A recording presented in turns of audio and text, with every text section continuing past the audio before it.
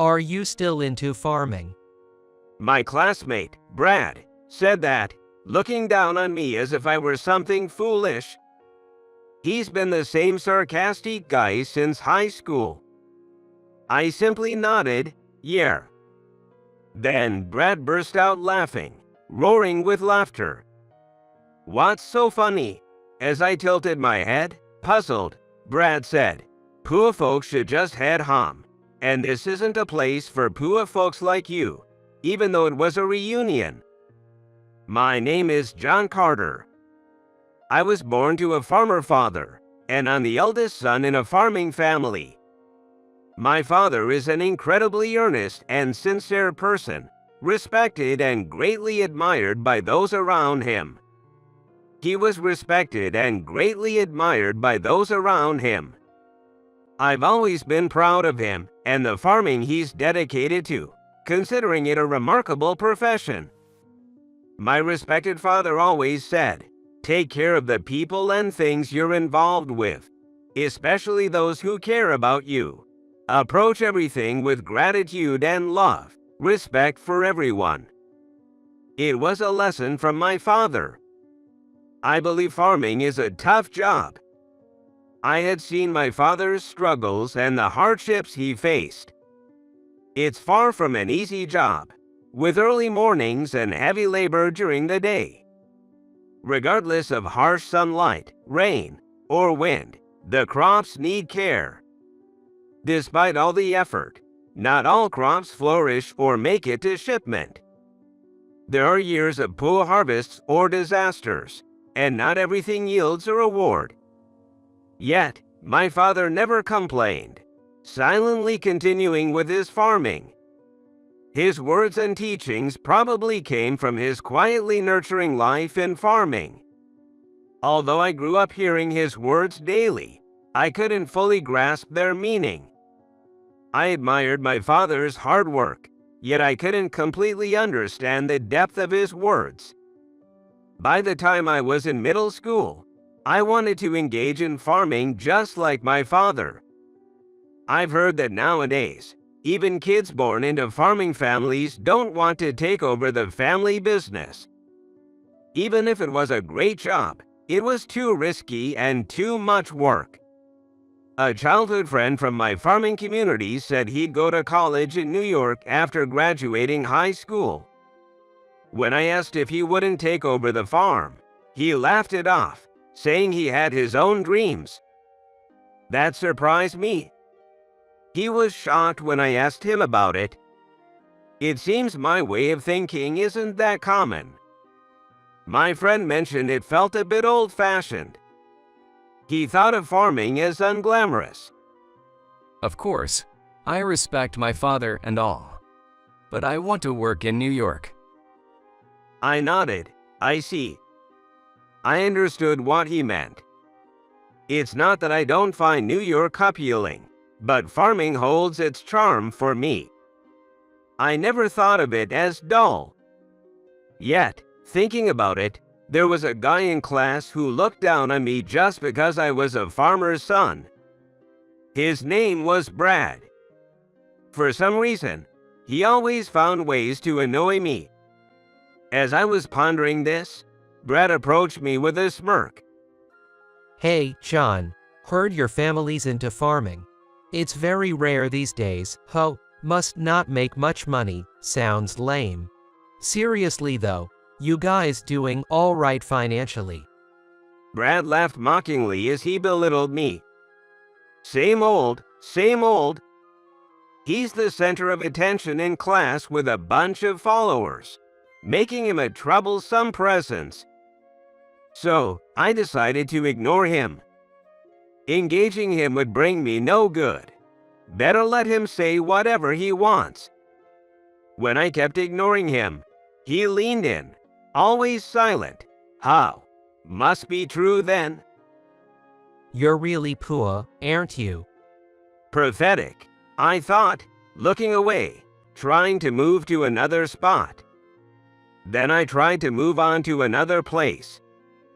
Then Brad cut in front of me, raising his voice. Hey, don't ignore me. John, what do you even eat every day? Bet you don't have anything good. My father's a chef at a fancy restaurant, so I've got quite the taste. I sighed in annoyance, and Brad, getting carried away, asked again, "What about you?" He laughed derisively. "Just eating your leftover veggies. Huh, like weeds or something." That really got under my skin, mocking our vegetables like that. I frowned, and he mirrored me. "Oh, what's up?" Cut it out, Brad.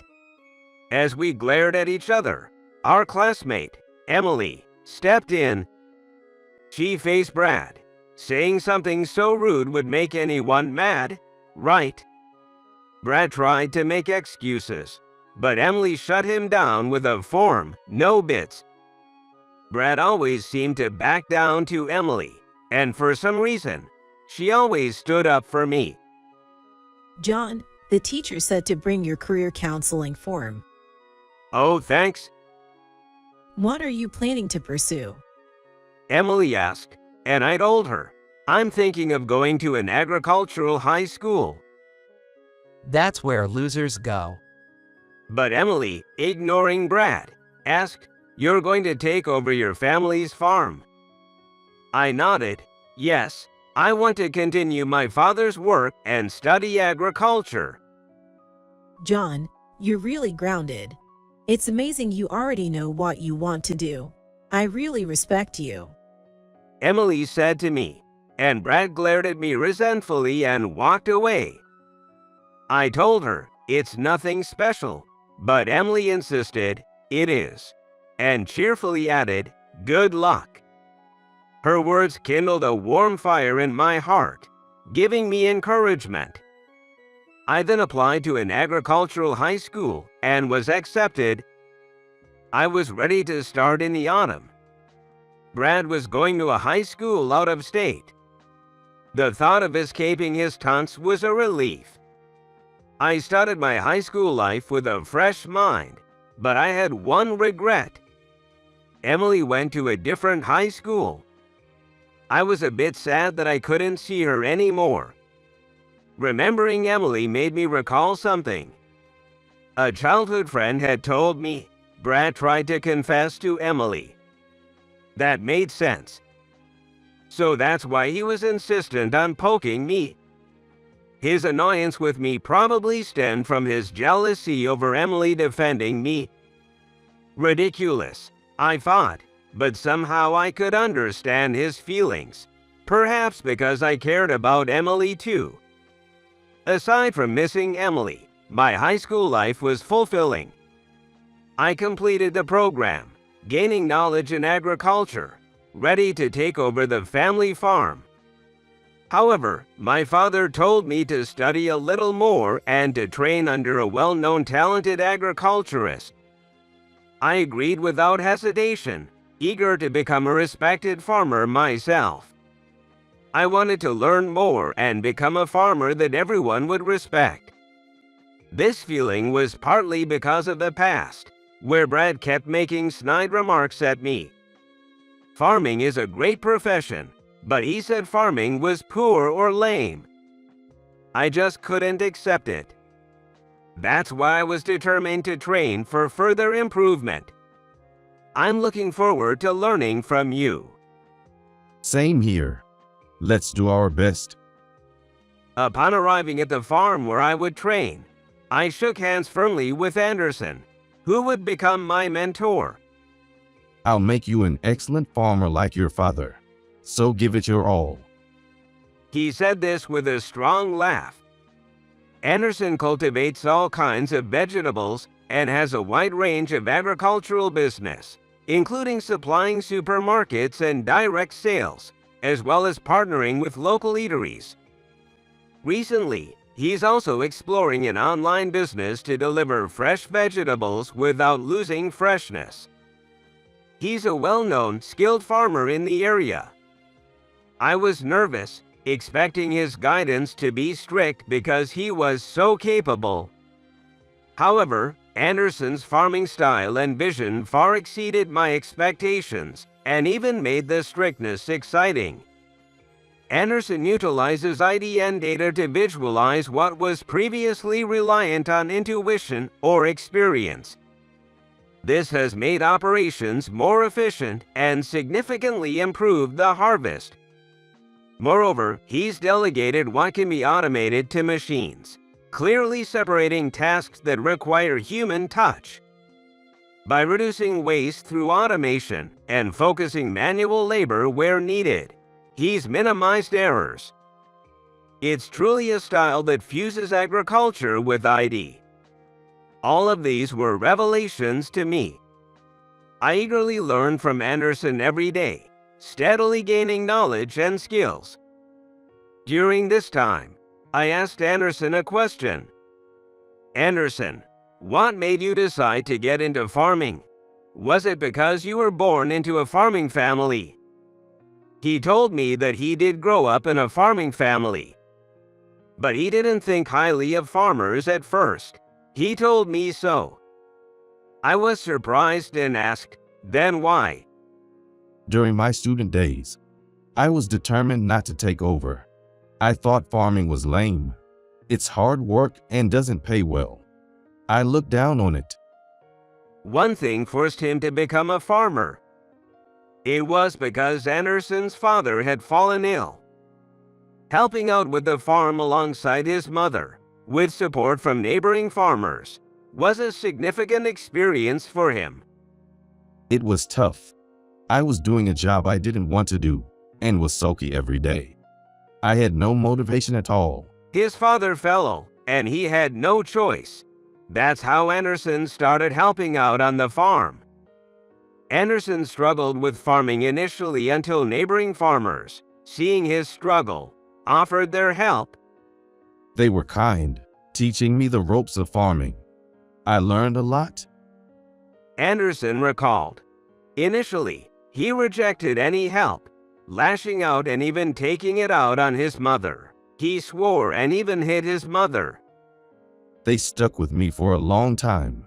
Even though they had their own work, they patiently taught me important lessons. Anderson said with a smile. Take care of the people and things you're involved with, especially those who care about you. Approach everything with gratitude and love. I blinked in surprise. I started, and Anderson nodded. It was your father who taught me about farming and changed my perspective. He revealed it was my father who had helped Anderson. I remembered a period when my father was often away, living as if he had no day or night. Perhaps that was when he was helping Anderson.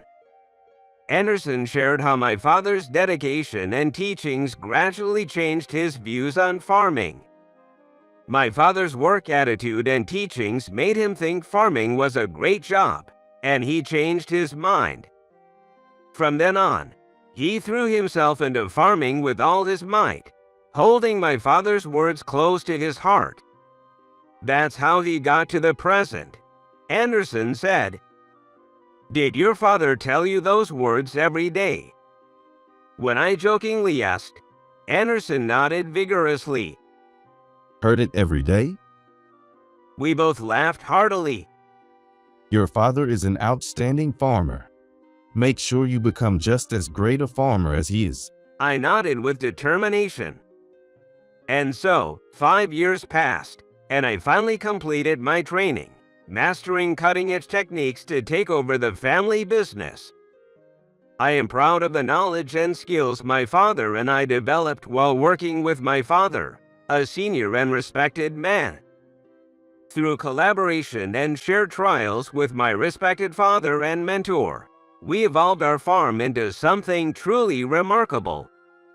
One day, an invitation to a middle school reunion arrived. A reunion, huh?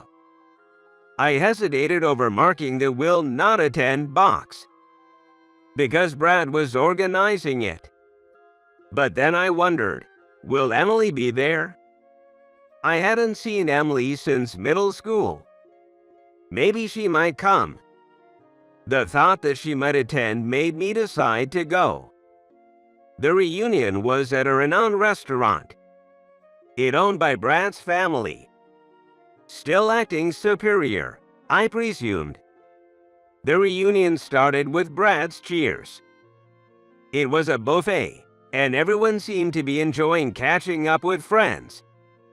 I casually looked for Emily. I found her at a table up front, chatting with friends. I stood up to greet her, but as if on cue, a voice stopped me from behind. John, didn't think you'd show up. Brad stood there smirking. Thought you wouldn't come, he said.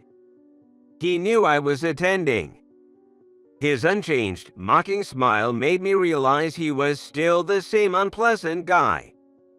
Her grinning face looked the same as it had in middle school.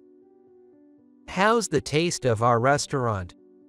Of course, it's delicious, I replied. Brad burst out laughing exaggeratedly. He laughed hard and said, "No way. You couldn't possibly appreciate the taste of our restaurant." Brad mocked, proclaiming his taste had become even more refined. I need this level of cuisine to be satisfied now. Delicious, Brad reveled in delight. To which I firmly said, I understand.